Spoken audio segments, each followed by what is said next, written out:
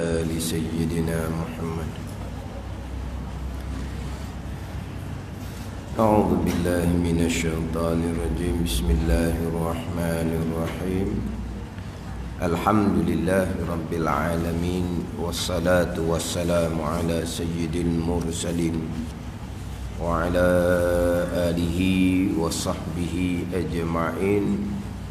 رب اشرح لي صدري ويسر لي أمري واحلل عقدة من لساني يفقه قولي.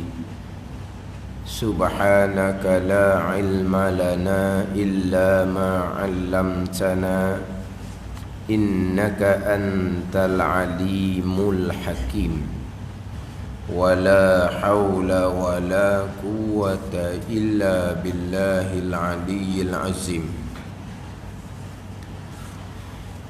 Kitab Faridatul Faraid, muka surat 6, baris yang ke-19 daripada atas. Muka surat 6, baris yang ke-19 daripada atas. Qala al-muallifu rahimahullahu ta'ala wa nafa'ana bi'ulumihi amin. Dan dalil bersalahan Allah Ta'ala bagi segala yang baharu. Dalil bersalahan dengan makna tidak menyerupai, tidak serupa Allah Ta'ala bagi segala yang baharu, yakni segala makhluk. Dalil bagi sifat mukhalafatuhu ta'ala lil hawadith. Apa dalilnya? Bahawasanya, ni dalil akal, dalil akli, dia panggil dalil akal. Bahawasanya jikalau menyerupai, yakni menyerupai Allah Ta'ala akan segala yang baharu. Kalaulah Tuhan serupa dengan makhluk, nescaya adalah ia Allah Subhanahu wa Ta'ala baharu juga, baharu pula, yakni baharu juga, baharu pula dengan mana juga. Pada ni macam sebut sok modal lah tu, pula dengan juga. Sebab kalau pula ni beri faham sekali dah, ini kali yang kedua. Mari pula, mari dah sekali, mari raung kali yang kedua. Adapun juga ni serupalah. Mana kalaulah yang baharu ni, kalau Allah serupa dengan yang baharu, Allah baharu retek lah, Allah baharu jugalah macam makhluk juga. Tu jugalah. Sebab dia juga ni bukan berulang, serupa. Mari juga dia, apa makna mari juga? Bukan mari kali yang kedua, tapi serupa pada sama-sama mari. Kawan tu mari, dia mari juga. Mula-mula kata tak mau mari, mari juga. Kenapa mari juga? Serupa pada pihak mari. Kalau kata mari pula, orang tulis je mari kali yang kedua. Sekarang ni makhluk baharu. Bila tiba-tiba Allah serupa dengan baharu, baharu jugalah Allahnya. Serupalah, jadi sama-sama baharu. Faham tak ni? Sekarang kalau Allah serupa dengan yang baharu, makhluk. Kalau Allah serupa dengan baharu, Allah baharu retek. Kalau cakap Terengganu tak, retek lah.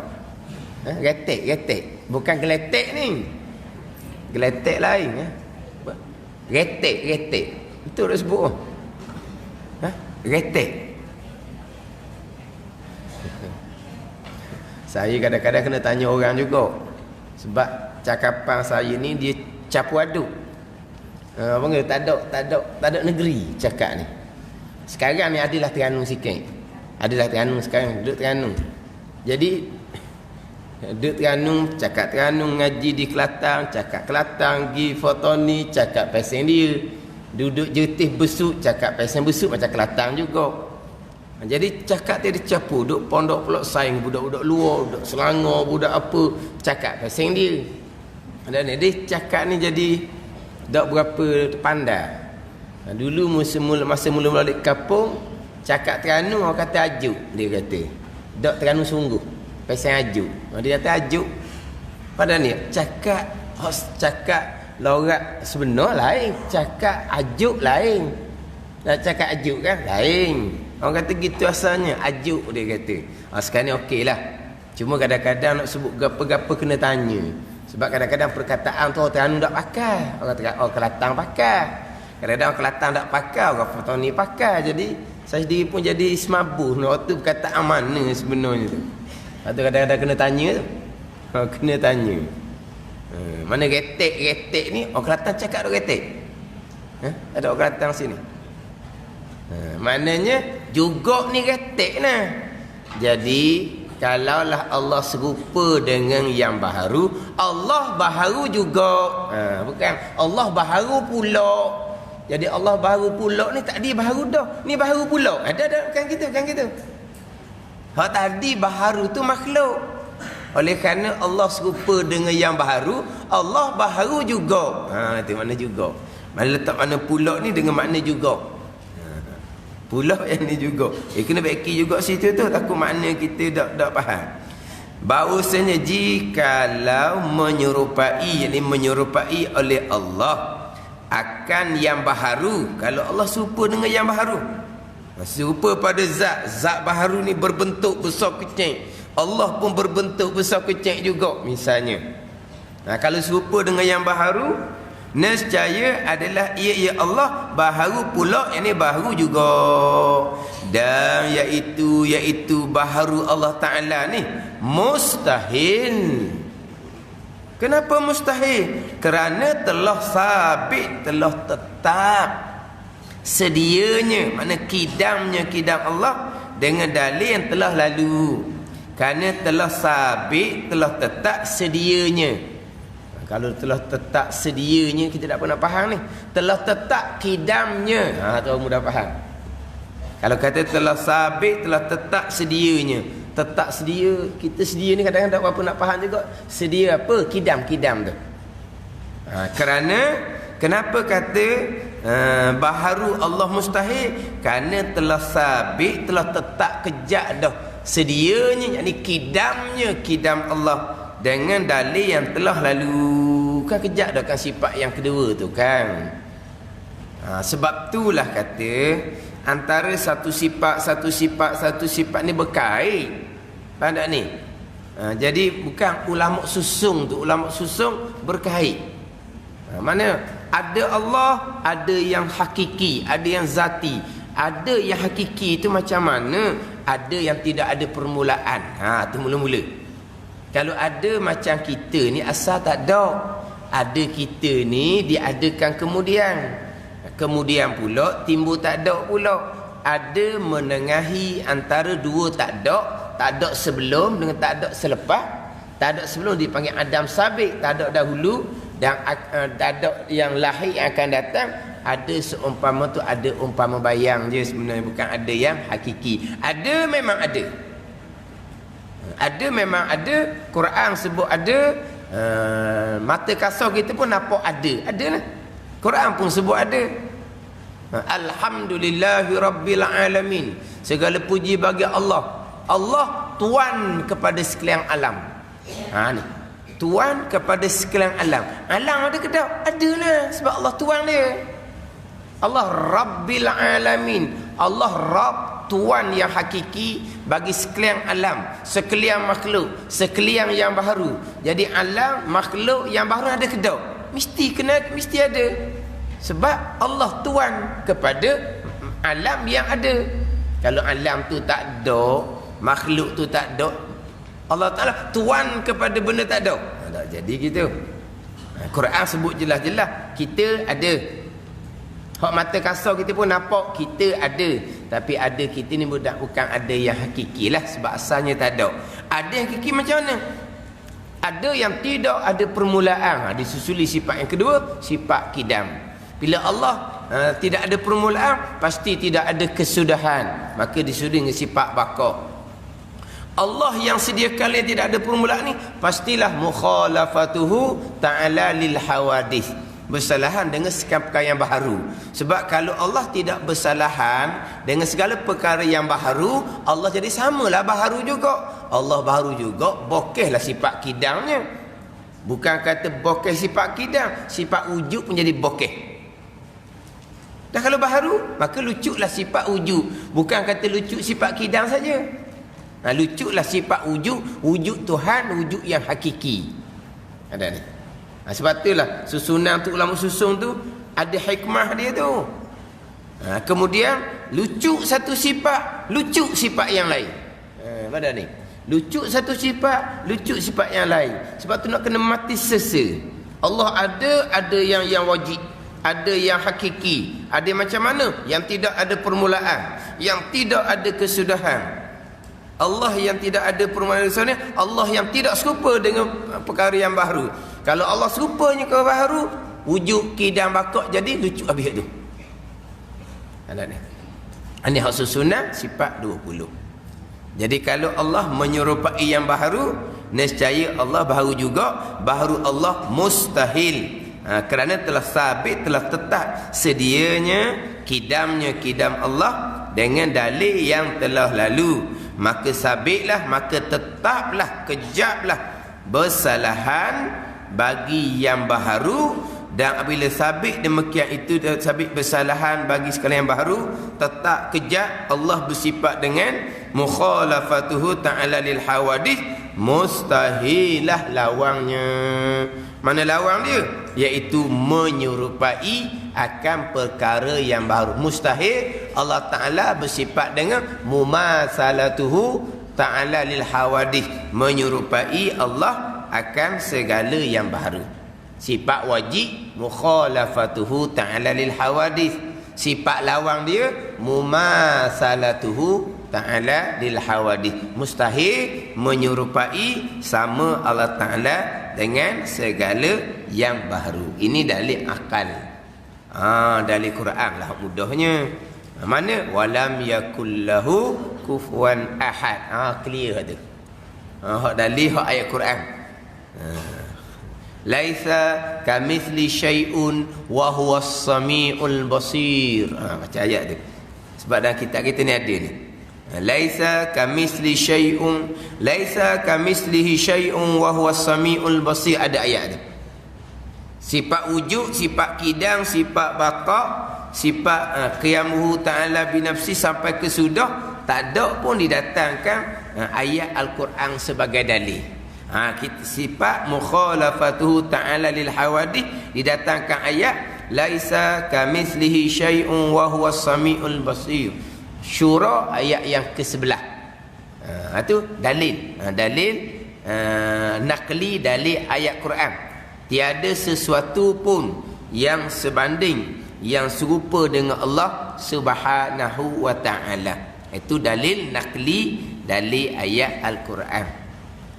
Kemudian lepas dah kitanya berkaitan dengan ayat-ayat yang mutasyabihah. Ayat mutasyabihah tu kena kita kejap molek lah. Kejap molek pemahaman kita tu. Pemahaman kita nak kejap ni bukan setakat kita lah. Setakat kita tu kejap comel sangat dah setakat kitanya. Tapi kita nak biar siapa kita boleh menghuraikan, mencerita, kita kena hurai cerita. Kalau anak cucu kita timbul pertanyaan berkaitan dengan ayat mutasyabihah, ayat yang mana maknanya tidak jelas, maknanya tidak nyata, yang zahir makna ayat tu bawa kepada menyamai Allah dengan makhluk, dipanggil ayat mutasyabihah. Macam mana jalanan ulama salaf, macam mana jalanan ulama khalaf. Ni kita boleh huram molek ni. Sebab sekarang ni memang dalam rakaman pengajian sekarang ni banyak orang duk bawa dengan jalanan yang terpesong. Hak diambil rakaman pengajaran orang agama pun ada, hak tulisan-tulisan masing-masing pun ada. Tulisan masing-masing pun ada. Siapa yang menulis itu namanya nama sama-sama gitu je, bukan nama sebenar. Ada juga pesen tu, ada pesen nama sebenar. Tapi macam-macam lah tulisan tu. Hak bawa pada pegangan-pegangan yang terpesong, bukan pegangan ahli sunnah wal jamaah.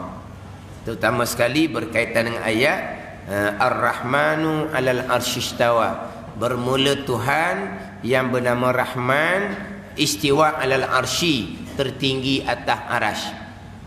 Tertinggi atas arasy. Apa makna istiwa? Ni. Istiwa ni sendiri lafaz yang mustarak, lafaz yang banyak makna. Banyak makna istiwa ni. Istawa, yastawi, istiwaan. Istiwa ni ada banyak makna istiwa ni. Dan memang istiwa ada makna duduk, ada. Makna duduk, makna ni. Duduk, menetap, julus, istiqrar. Itu memang ada makna. Istiwa makna duduk, menetap atas sesuatu benda, betul. Contoh dalam ayatnya, fa iza stawaita anta wa man ma'aka 'alal fulki faqulil hamdulillahillazi najjana minal qaumiz zalimin tu. Surah Mukminun ayat yang ke-28. Fa iza stawaita anta wa man ma'aka 'alal fulki. Apabila duduk oleh engkau ya Nuh. Tu duduk. Dan mereka yang serta dengan engkau ya Nuh duduk 'alal fulki atas bahtera. Faqulil hamdulillahillazi najjana minal qaumiz zalimin. Maka kata olehmu, alhamdulillah, segala puji bagi Allah yang melepaskan kami daripada kaum yang zalim. Anda ayat tu istawa tu, istiwa. Fa iza stawaita anta wa man ma'aka 'alal fulki. Apabila duduk engkau ya Nuh dan mereka yang berserta dengan engkau ya Nuh 40 kelamin tu atas bahtera. Memanglah duduk di situ. Memang istiwa makna duduk itu di antara makna istawa, istiwa. Tetapi istiwa Allah Ta'ala atas arasy terjemuh dengan makna sebagaimana duduknya Nabi Nuh atas bahtera, itu jadi mumasalah adalah menyamakan Allah dengan makhluk. Menyamakan Allah dengan makhluk. Ini dipanggil ayat mutasyabihah. Kemudian macam mana ulama menghuraikan, macam mana ulama ni cerita berkaitan ayat seumpama ni. Keluar dua aliran, dua jalanan. Satu salaf, ulama yang terdahulu, 3 kurun yang pertama, dan jalanan ulama khalaf, ulama kemudian, mula daripada kurun yang keempat sampai ke belakang. Itu jalanan ulama khalaf. Maka keluar dua aliran, dua jalanan pada membicarakan berkaitan dengan ayat mutasyabihah. Bukan hanya Ar-Rahmanu 'alal arsy istawa. Sebab ayat-ayat yang kesamaran dengan tempat ni banyak selain daripada Ar-Rahmanu 'alal arsy istawa. Ayat wa huwallahu fis samawati wal ard, dan ia Allah di langit dan ia Allah di bumi. Di langit, di bumi tu. Ayat aamintum man fis samai an yakhsifa bikumul ard. Aamintum man fis samai an yakhsifa bikumul arda fa iza hiya tamur. Boleh bayar. Fa iza hiya surah Mulki je ni. Ujung dia. Amintum man fis samai an yakhsifa bikumul arda fa iza hiya tamur. Lepas tu ayat kemudian amintum man fis samai an yursila alaikum hasiba. Amintum man fis sama. Adakah engkau berasa aman, berasa sejahtera, tak takut? Bahasa amal cara tak takut ni akan man fis sama. Man akan man tu Tuhan yang ada di langit. Tengok.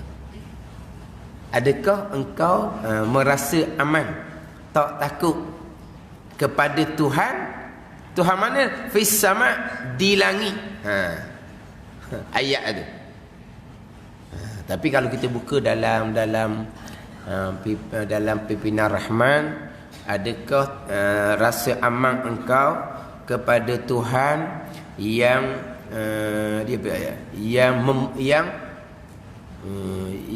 yang pusat pemerintahannya di langit. Dia terjemah kita. Tuhan yang pusat pemerintahannya di langit. Dia tak kata Tuhan duduk langit. Pusat pemerintahan Tuhan tu di langit. Itu dalam terjemahan pimpinan Rahman. Terjemahan pimpinan Rahman dimikut jalan Khalaf. Man fis sama, akan Tuhan yang pusat pemerintahannya di langit. Dia kata Tuhan duduk langit. Ada dia.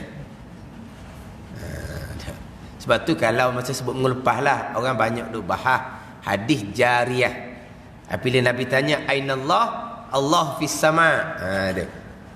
Allah fis sama tu hadis tu banyaklah ulama bahas pula kedudukan hadis.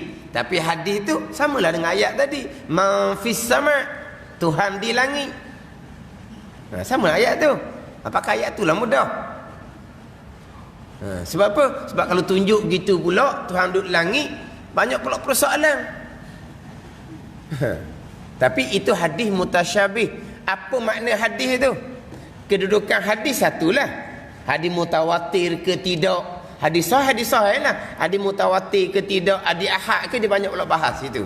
Kalau hadis itu mutawatir, makna dia pula tu. Sepakat ulama ke tak qat'i tak makna dia tu. Panjang pula. Ada ni. Tapi pergi perjalanan salah dan khalaf. Kalau pakai zahir cokeng gitu atas tu, maka orang tanya pula kitanya, bumi ni bulat. Ada? Bumi ni bulat. Maknanya belah tepi tu ada tu, belah bawah kita pun ada. Tahu tak belah bawah kita ada? Negara mana tak tahulah belah bawah kita tu. Kalau kita korek siapa negara sebelah tu? Suka pula dia. Tu lah korek. Boleh pergi negara sebelah tu tak nak apa terbang. Maknanya bumi ni bulat. Kalau kita pakai zahir, orang di sebelah tu, kita tunjuk mana pula? Orang di sebelah tu, orang di bawah tu, patut mana tu? Bulat. Kalau pakai zahir, kalau pakai zahir, faham tak ni? Ke bumi lepeh. Kan dulu takut ingat ke bumi lepeh. Dia nak pergi laut tak lagi depan takut je geluh. Dah habis bumi lepeh kan, lepeh gitu. Kalau pergi lajak-lajak siapa habis padang, jelus jatuh ke mana tak tahu lah. Dia apabila bumi bulat, kalau pakai zahir, atas. Maka hadis tu panjanglah bahasan ulama, macam bahasan Imam Nawawi contohnya macam mana. Nak menafikan Tuhan cokoh-cokoh atas bumi orang kafir dia sembah. Gitu bukan menyabitkan Tuhan berada di mana. Atau panjang pula situ. Tapi kita ambil ayat je. Amintum man fis samai an yursila alaikum hasiba. Ambil ayat tu je. Tuhan di langit. Apa makna Tuhan di langit? Patut panjanglah pula bahasan dia. Tapi ayat tadi pula wa huwallahu fis samawati wa fil ard. Allah di langit, Allah di bumi. Ayat pula wa huwa ma'akum aina ma kuntum. Allah bersama dengan kamu. Tu kesamaran dengan tempat. Allah akrabu minhu min hablil warid wa nahnu akrabu ilaihi min hablil warid. Ni pula ayat cerita hampir pula. Wa nahnu akrabu ilaihi min hablil warid. Wa huwa, ayat lain pula wa huwa akrabu minkum min hablil warid. Tu hampir pula ada orang mereh. Hampir.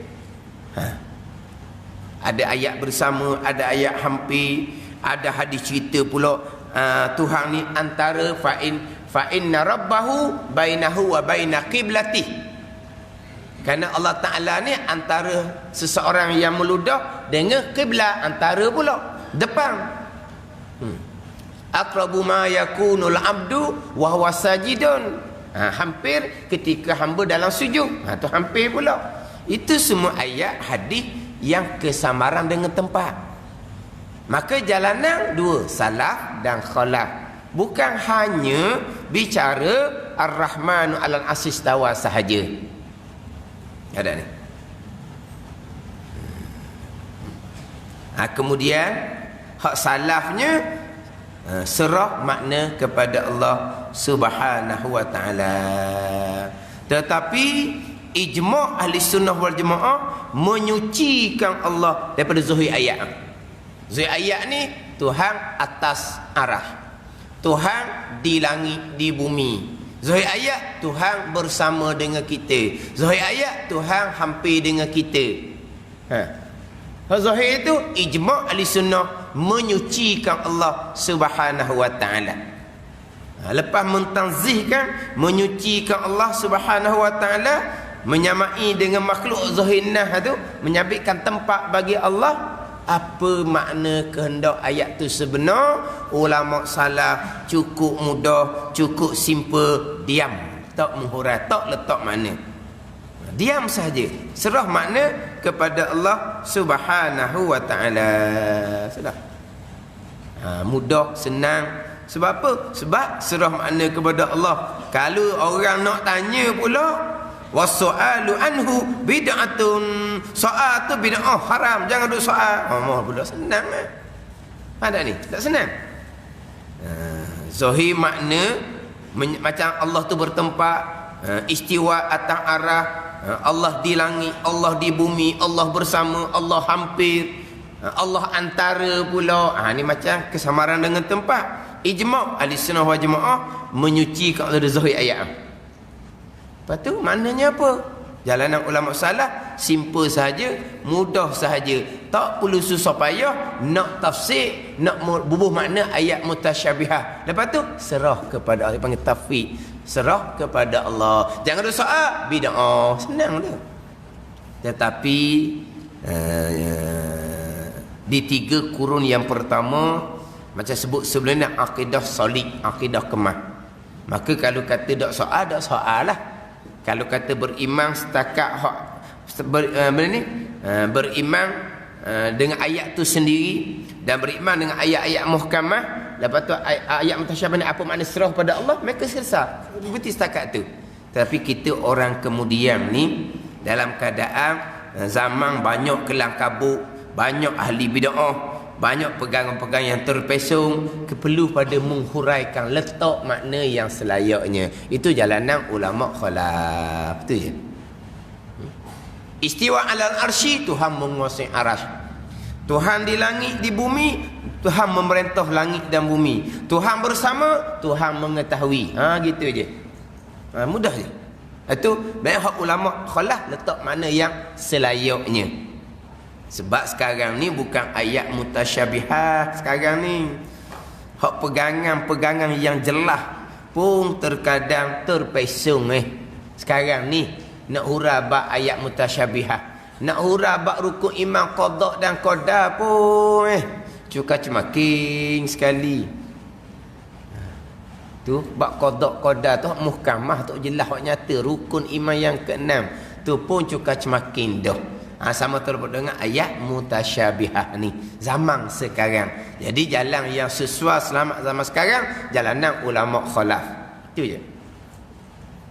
Dah salah khalaf ni ahli sunnah wal jamaah, ulama khalaf salsilah ilmunya adalah sampai kepada ulama salaf. Mana ulama khalaf ni adalah murid kepada ulama salaf. Tapi kenapa jadi pandangan berbeza? Dia mengikut pada keadaan semasa tu pula macam mana dalam bab pegangan. Pada masa yang mana kemudian ni orang yang masuk Islam bukan lagi orang yang memahami ayat Al-Quran. Orang yang bahasa lain. Kalau istiwa, orang Arab tak apalah, dia bacalah Ar-Rahmanu 'alal 'arsy istawa. Mana istiwa serah makna kepada Allah. Apabila kita bukan orang Arab, istiwa kena letaklah makna. Letak makna ni lah. Jadi sudah lari daripada makna, lari daripada ayat Quran hak Arab, nak terjemah pada bahasa Melayu. Contoh kalau hak kita, nak letak makna apa tu? Istiwa, nak letak makna duduk, menetap, tak selayaknya. Ni hak kemudian nak letak makna tu. Sebab bukan lagi kita orang Arab. Orang Arab tak ada masalah sebab itu bahasa mereka. Ada ni. Kerana kalau serah makna pula, serah makna kepada Allah Subhanahu wa taala. Tapi tidak ada ulama Ahlussunnah wal Jamaah meletak makna istiwa kepada istiqrar, menetap duduk Allah atas arah, tidak ada. Ada ni. Tidak ada ulama menetapkan tempat kepada Allah Subhanahu wa taala. Kemudian timbul pula dah ambil dalil mana pula Tuhan tidak bertempat. Dia ginilah, dia bahasan tu panjang. Istiwa tu sifat zat ke sifat fi'il? Tu dia bahas panjang pula situnya. Sifat fi'il ni Tuhan menguasai arah. Sifat zat ni macam kudrah lah. Kudrah sifat Allah, iradah sifat Allah. Jadi istiwa sifat Allah. Kalau sebut kata sifat Allah, pasti qadim. Alal arsy, arsy baru. Apa? Arah baru, asal tak ada. Kalau istiwa tu sifat Allah qadim. Lepas tu alal arsy, arahnya baru. Lepas tu macam mana sifat qadim tu? Serah makna kepada Allah. Apa makna istiwa? Selesai. Sudah sibuk-sibuk lah. Tapi kalau istiwa sifat Allah dengan makna duduk, duduk ni barulah jadinya pulaknya. Ada ni.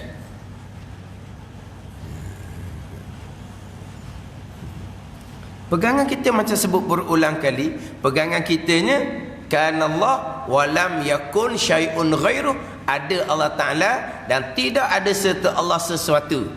Sebelum Allah jadikan arash, sebelum Allah jadikan sesuatu, yang ada hanyalah Allah. Allah bertempat ke tidak? Pasti tidak bertempat sebab tidak ada sesuatu selain Allah. Itulah pegangan kita. Sebagaimana Allah sedia kala tidak bertempat, Allah Taala kekal seumpama itulah selama-lamanya. Ada ni.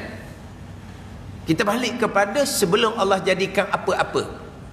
Kana Allah walam yakun syai'un ghairu, hadis sahih Bukhari tu.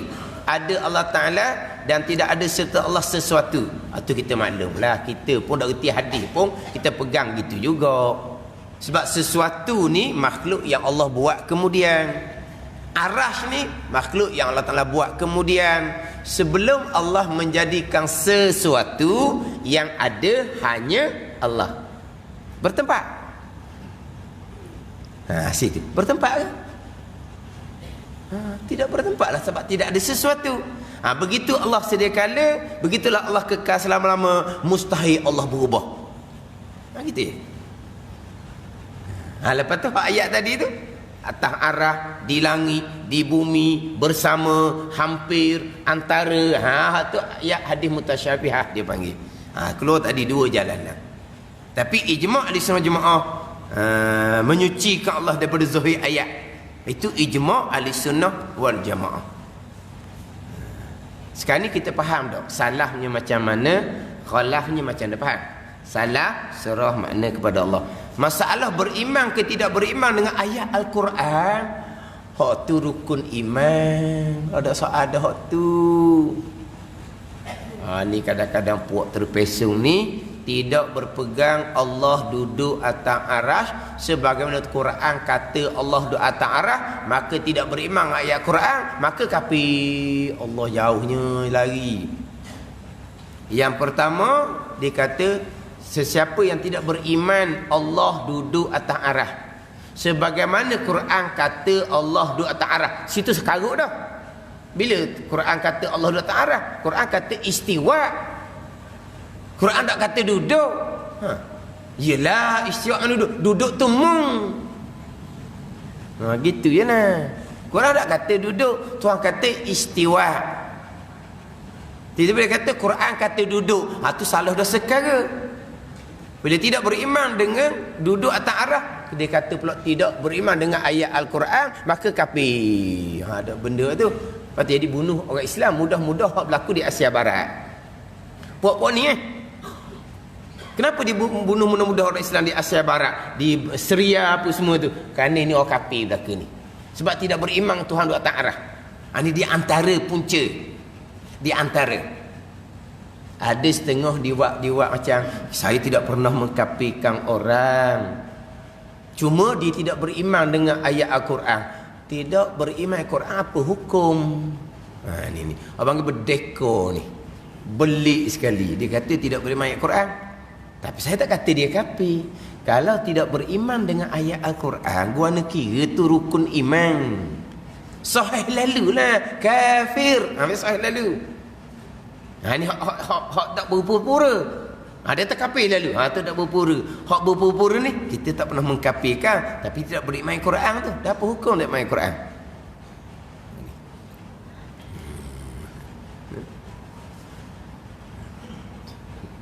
Bab beriman Quran, beriman. Alal arsy fis sama fil ardi ma'akum ma'as sabirin aqrabu ilaihi min hablil warid aqrabu minkum min hablil warid. Beriman dah ke ayat tu. Tapi apa makna? Salah serah makna kepada Allah, khala letak makna yang selayaknya, gitu je. Antara dua salah khalah ni ada tak timbul jadi kelahi? Tak akan timbul jadi kelahi. Sebab apa? Kedua-dua ni ahli sunnah wal jamaah. Tapi saya tengok satu rakaman. Dia kata dia mengaji dua aliran, salah dan khalah. Ketika belajar di pondok dan juga ketika belajar di luar negara. Saya belajar kedua-dua, dia kata. Salah saya belajar, khalah saya belajar. Maka tidak akan jadi berkelahi. Tak akan jadi baloh.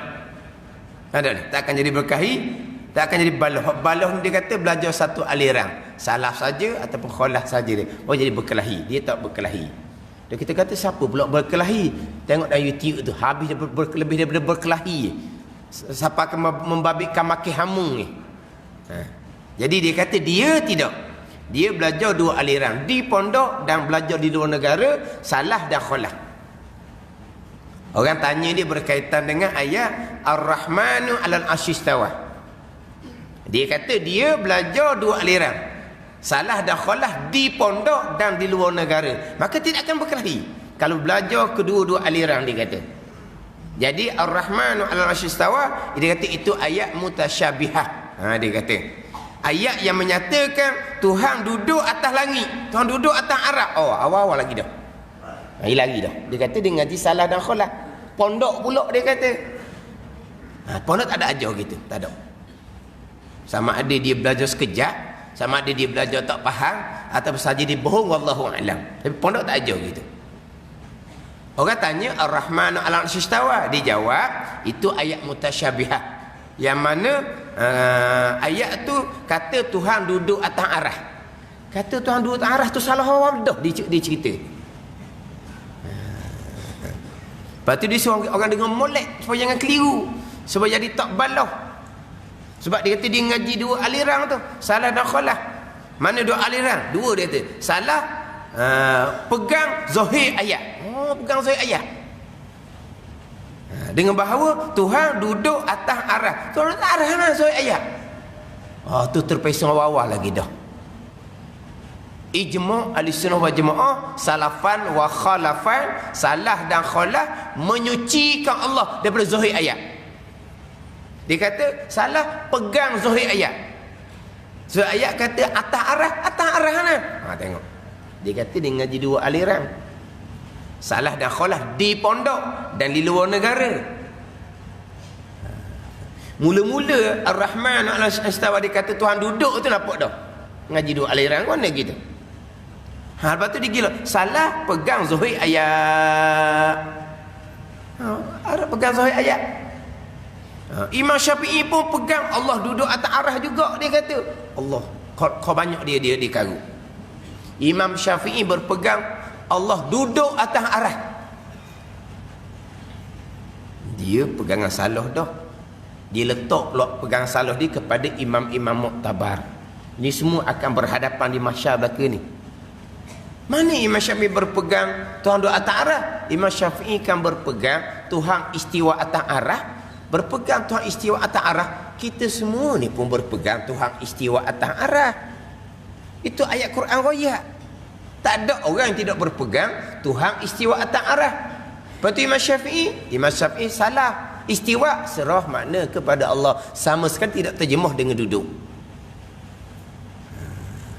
Khalah barulah Tuhan tidak bertempat lah begitu begini. Jadi tidak kena salah. Hak ni dibalah ni, dia cerita hak pegangan yang terpesong. Pakar zahir ayat, Tuhan duduk yang hakiki atas arah. Ni kadang-kadang setengah bawa. Duduk sebenarnya, duduk lah. Tapi tak samalah duduk kita. Kita sama-sama duduk pun tak sama dah. Tuhan duduk tak sama juga. Macam sebelum ni lah, sama-sama ada Tuhan ada mata, Tuhan ada muka, Tuhan ada tangan. Tapi takkanlah tangan Tuhan sama dengan tangan kita. Tangan kita sama tangan kita pun tak sama dah. Ada tangan panjang, ada tangan pendek, ada tangan kuruh, ada tangan gemuk. Sama kita pun tak sama dah. Betul lah. Tak sama apanya. Samalah berjisim. Dia pakai ayat. Ini bukan jalanan ulama salaf. Ini hak timbul sekarang. Hak timbul jadi bala-bala ni. Dia bawa jalanan, Tuhan duduk atas arah. Tuhan bertempat. Lepas tu boleh pula dia kata, kalau lagi tu Imam Syafi'i pun sesak jugalah sebab tak ngaji sifat 20. Tu kau jauh jahil dia tu. Dah Imam Syafi'i tak ada akidah sifat 20. Imam Hanbali tak ada akidah sifat 20. Sesak ah. Terdahulu akidahnya Quran dan hadis. Kemudian walau ulama susun akidah Quran hadis kepada kaedah sifat 20. Gitu je lah, kaedah yang berbeza.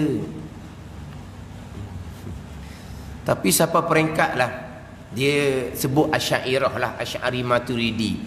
Mana Asy'ariyah berpegang Tuhan boleh berada dalam jambang. Allah kata beratnya lah puak ni.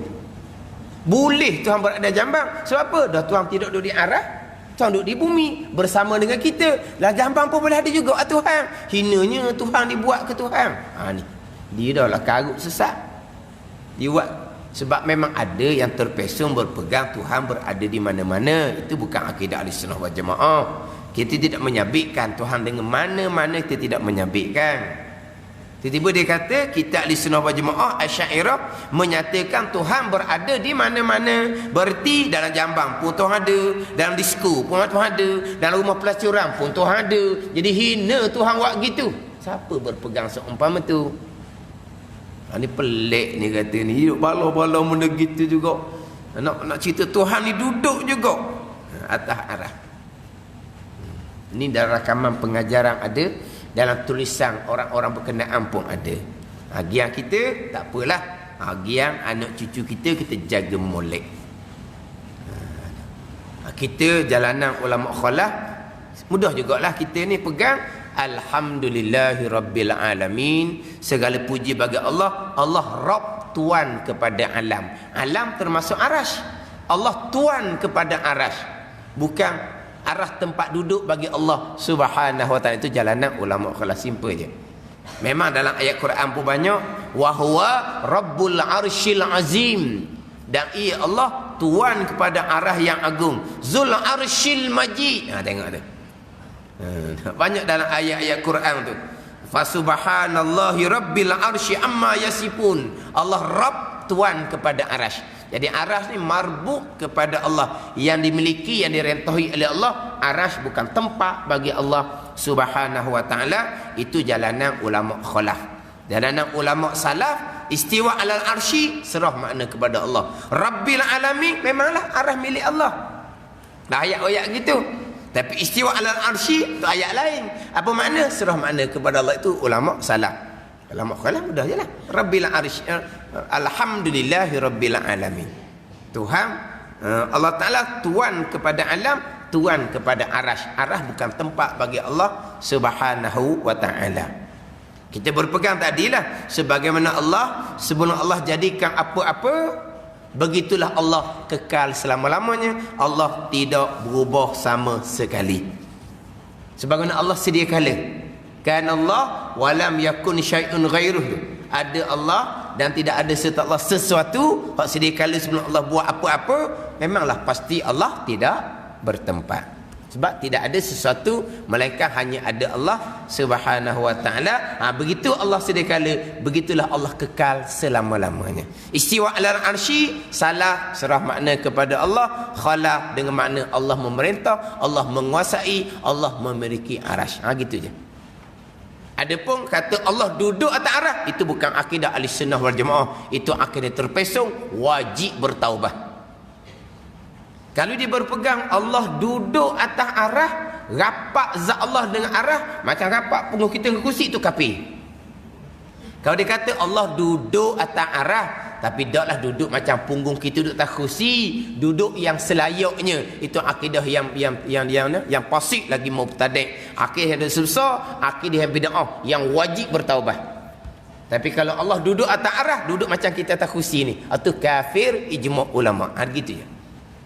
Tapi kalau berpegang Allah duduk atas arah, itu bukan akidah ahli sunnah wal jamaah. Akidah ahli sunnah wal jamaah salah, serah makna kepada Allah, khala dengan makna Allah menguasai, memiliki, dan Allah memerintah akan arasy. Kita ni minggu 3, 2 minggu dah turut baca sekitab dia. Bicara berkaitan dengan ayat-ayat yang mutasyabihah. Kelima, qiyamuhu ta'ala binafsi. Artinya berdiri Allah Ta'ala dengan sendirinya. Wallahu a'lam.